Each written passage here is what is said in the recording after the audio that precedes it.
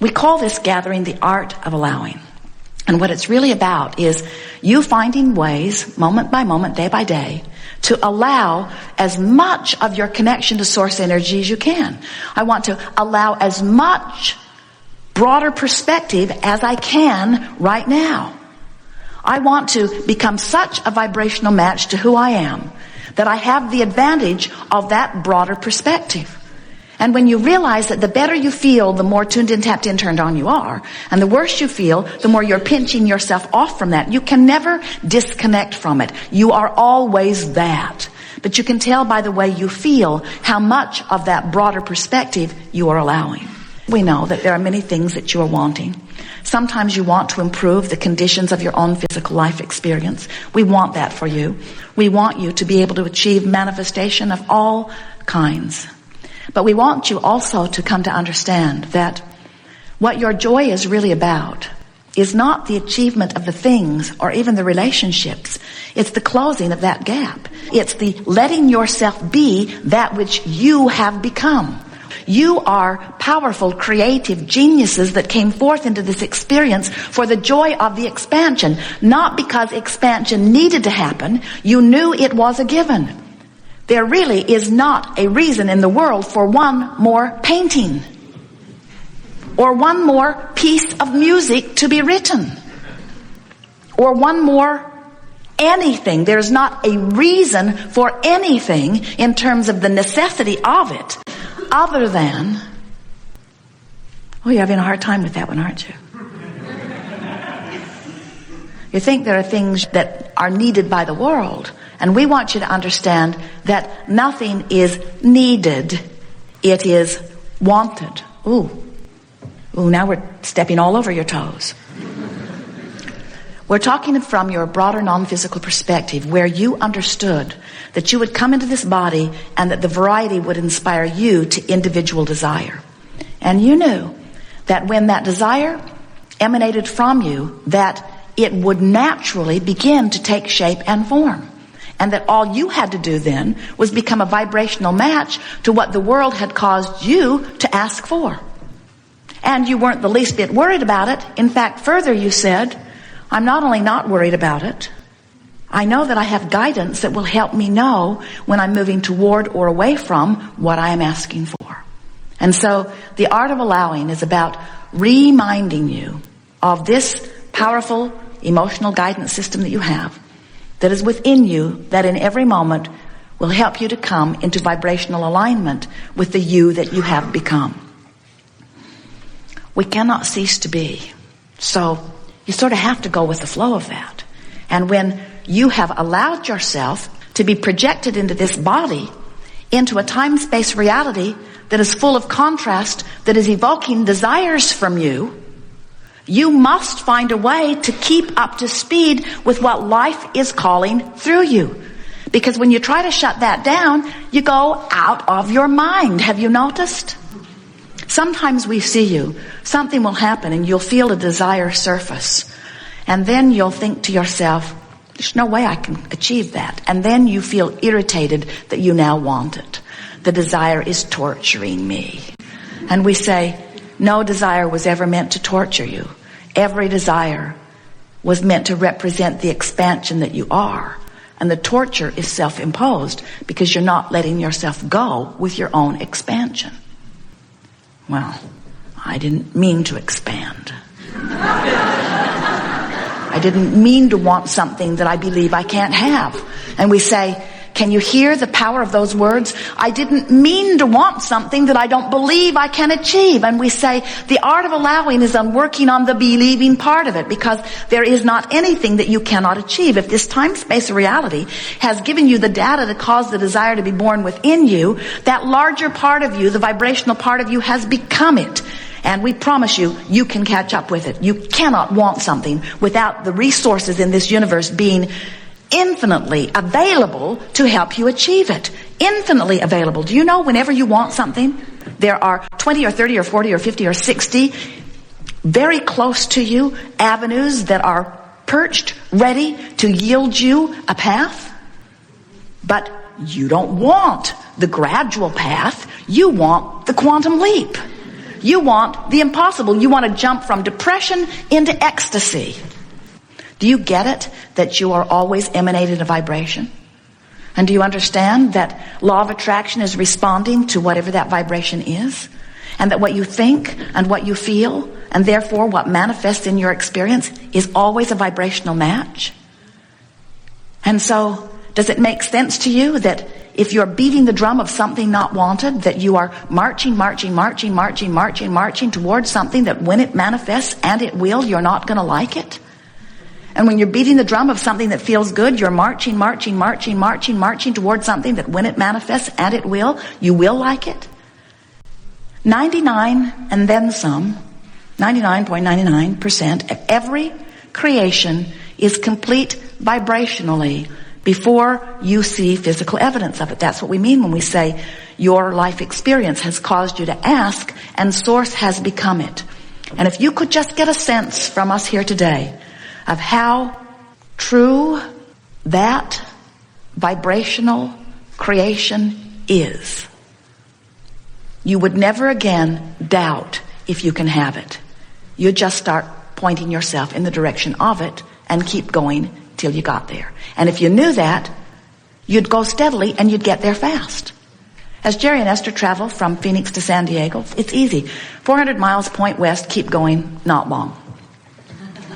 Quantifiable. They never, ever get halfway, Yuma, and freak out because they're not in San Diego. And then get all disoriented and turn around and go back to Phoenix. It never happens. Phoenix, Yuma, Phoenix, Yuma, Phoenix, Yuma, Phoenix, Yuma, Phoenix, Yuma. How far did they say it was?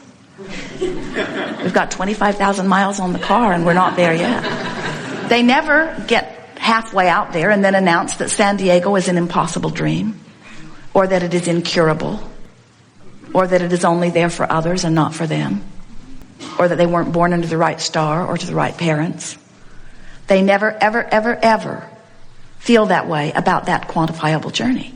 And we want you to understand that in exactly the same way, there is no place that you cannot get from where you are. But we see you. You're sick, feeling hopeful, on your way to recovery. Take another test and turn around and go back to Phoenix. And so you are making progress, but then you go back, and you make progress, but then you go back, and you make progress, and then you go back. If you begin to understand that your work is to make it an emotional journey, let your journey to your financial fortune be an emotional journey, not an action journey. So how does that play out? Well, that plays out that you imagine it and you pretend it and you feel good about it, or you even hope it. But you just can't keep saying it's not working, it's not working, it's not working, it's not working without turning around and going in the opposite direction. You've got to find a way to keep pointed in the right direction. And your emotions are that indicator. So in every moment, you've got two emotions. One feels one way and one feels slightly better. In other words, one feels good, one feels bad. If you will look at it in that way.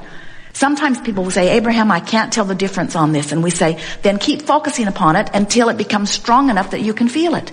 Your emotions will always give you guidance. And when you decide to let yourself be guided by your emotion, now you quantify your journey. And now, people who are watching you, who haven't caught on to what your magic is, will notice that things are manifesting faster for you. But what they will notice first is, you seem irrationally joyful anyway. How's it going? They'll say, great. You say, oh, did you get that job? No. It's coming. Why are you so happy? Because it's coming. No, really, seriously. Why are you so happy? Because it's coming. Well, did someone call you? No. Did you get the second interview? No. Why are you so happy? Because it's coming. Well, how do you know that it's coming? That's the big question. How do you know it's coming when the physical evidence is to the contrary? How do you know? I know law of attraction, and I know how I've been feeling, and I know that there's not a shred of evidence to the contrary of it. I know that when I feel this way, things are moving in the direction. I've been here before. I felt this way that one other time, and it panned out well. In other words, You can let loose of all of the evidence that is to the contrary when you know the law. And the law says that that which is likened to itself is drawn. And what it means is the vibration that you are emanating is being matched, and the evidence is soon to follow. You live in this wonderful environment where there is a buffer of time. And that buffer of time says it's not going to manifest in the first moment you thought it. And friends, that's a very, very good thing. Because until you get really good at directing thought, you don't want every thought that you think to manifest. But from a non-physical standpoint, in the stability of source, from the perspective where worlds are created, when you, leading edge genius, worthy person, out here on the leading edge of your experience, live something which causes you to delicately, infinitely, specifically identify something that you would prefer for you, source says you ought to know, consider it done, and becomes a perfect vibrational match to it, and in that moment calls you to it. And when you hear the call, even if it's rage, you're moving in the right direction. Nothing is more important than the way you feel. And if we were standing in your physical shoes, our mantra would be, nothing is more important than that I feel good. But then we would modify that by saying, nothing is more important than that I feel good. And today, from where I stand, I'm going to do the best job I can of finding the best feeling thought that I can find from where I am. Not the best thought I've ever thought. Not the best feeling thought I've ever found. Not the best thought anybody has ever thought. Only the best feeling thought I can find from where I am. And as you care about that and you find an improved thought, you'll find another and another and another. And as you do it on one subject, you'll be able to do it on another and another and another and another. And the more you do it, subject after subject, the more you clean up your vibration until you become so expectant of good things to come to you. You know people like that, don't you? They offer a thought with calm and ease. They don't struggle about it. They don't work nearly hard enough in your estimation. And things just go their way. How can that be? Because there's no contradiction in their vibration. So then you say, okay, suppose I play your silly game and I clean up my vibration. What do I do about all of those other people that are up close to me in my life who aren't having any of it? And we say, then the world is treating them the way they vibrate, and the world is treating you the way you vibrate. And you say, yes, but this person's in my world. And we say, give your attention to the most positive aspects of that person, and that's the part of that person that will be in your world. Well, where will the rest of that person go?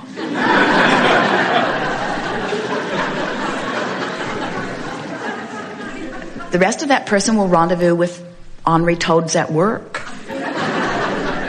people who flip each other off in traffic. You get to the point where you begin to recognize that everything that comes to you is coming in response to something that you're doing. Do you know that there are diseases that are vibrational matches to fear, and there are diseases that are vibrational matches to frustration? And we got to tell you, you want this one, not this one. Do you know that there are traffic accidents that are vibrational matches to despair and total disempowerment? And there are traffic accidents that are matches to frustration. And there are traffic accidents that are matching anger.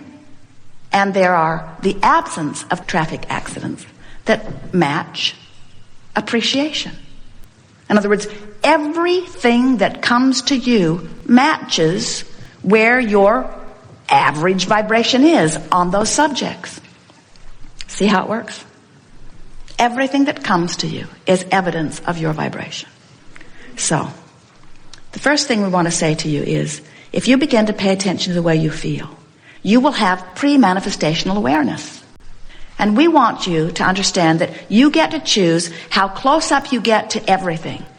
And when you start moving yourself in the direction of what you want, you feel a desire to embrace the manifestations that are showing themselves to you, because each manifestation is a little better than the last. That's how you tell if you're going in the right direction. Each manifestation is a little better than the last.